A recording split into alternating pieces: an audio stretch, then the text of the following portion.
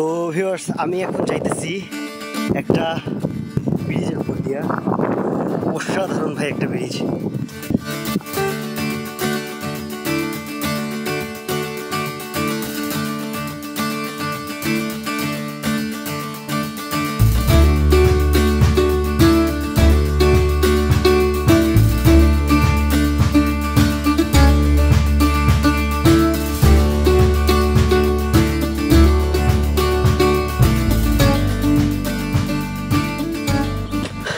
আসসালামু আলাইকুম ভিউয়ার্স, নতুন আরো একটা দিনে স্বাগতম।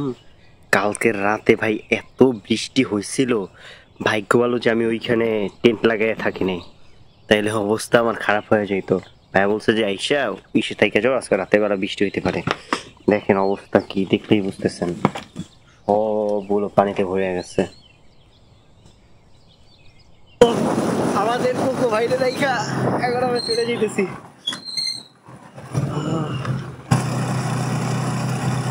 এই হচ্ছে সম্ভবত গ্রামের গুদাম। আমাদের এখানে তো বিভিন্ন জায়গায় থাকে গোলাম এলাকায় দেখতে বাংলাদেশে শুধুমাত্র গাড়ির নাম্বার প্লেট গুলো দেখলে বুঝতে পেরে গিয়ে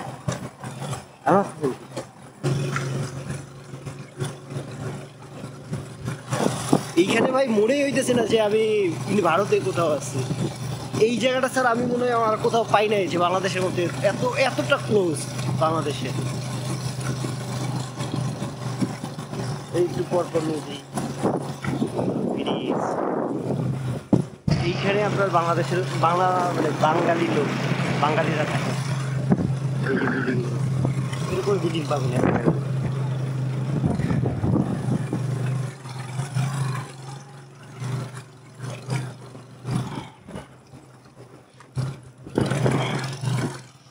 বাংলাদেশের একটা বিশাল পরিমাণ রোড এই টাইপের মাটির, তারপর ইটি করা, আর বর্তমানে পাকা হইতেছে অধিকাংশ হয়ে উঠছে। নামি ওই বাইক শক্ত করে ধরেন। ভাই এই দারুণ জায়গা ভাই, এই জায়গায় আমি কয়েকটা ছবি নিব। আমি মনে হয় আপনার ফেসবুকে যে ছবিগুলো দেখবেন সব এইখানেরই। চলেন এখন দেখা যাক।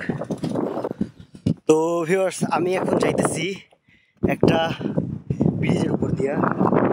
অসাধারণ ভাই একটা ব্রিজ।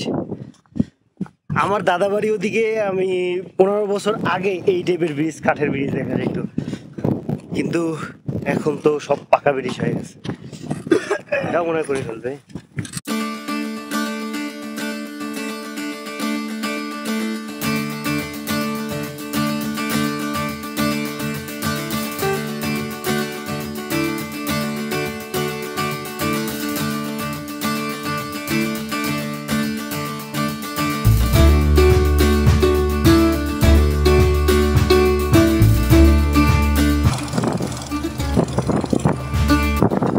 বিল্ডিং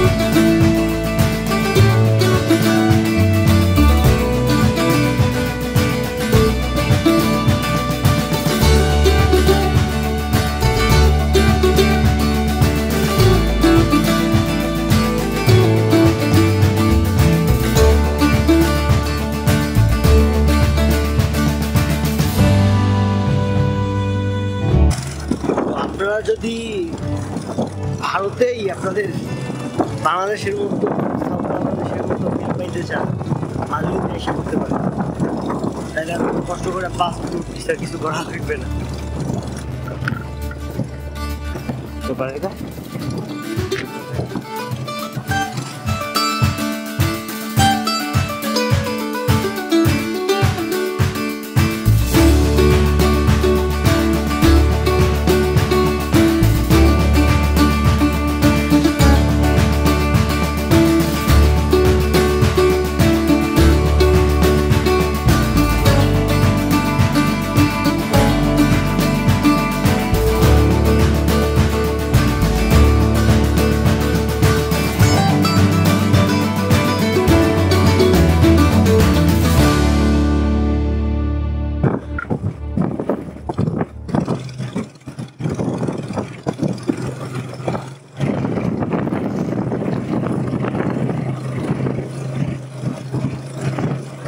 এই ভিডিওর টাইটেলের নাম হবে মনে হয় বাংলাদেশের একটি অংশ। হ্যাঁ, এটাই বেরিয়ে গেছে।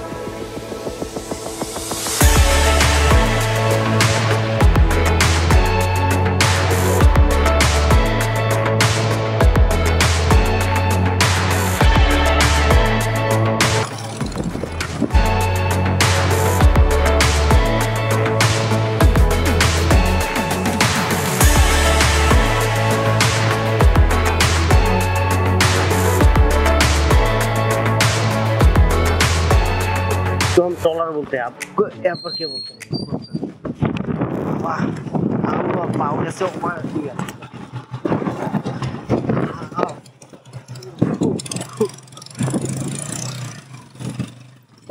ভাই অনেক কষ্টের পরে কি ড্রেস নেন?